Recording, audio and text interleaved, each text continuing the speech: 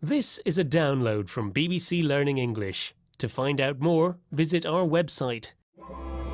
Takeaway English From bbclearningenglish.com. If you live in England and have a mild infection, don't ask your GP to recommend antibiotics. He'll probably say no and give you something else.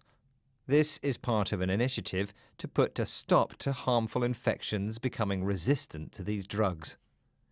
Recent figures from the NHS have shown that the number of prescriptions for all types of antibiotics were down by 7.3% on the previous year to about 34 million in 2015 and 16, which is considered a success by the authorities.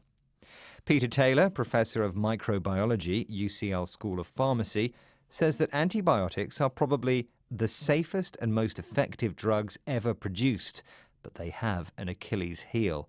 Every time we use an antibiotic, it alters the levels of bacteria out there in the environment and engenders resistance in a way that is very similar to Darwinian natural selection.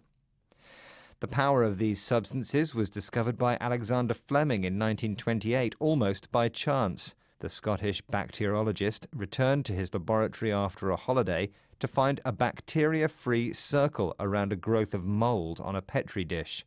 It gave us our first antibiotic, penicillin. The availability of these drugs revolutionized the treatment of infections.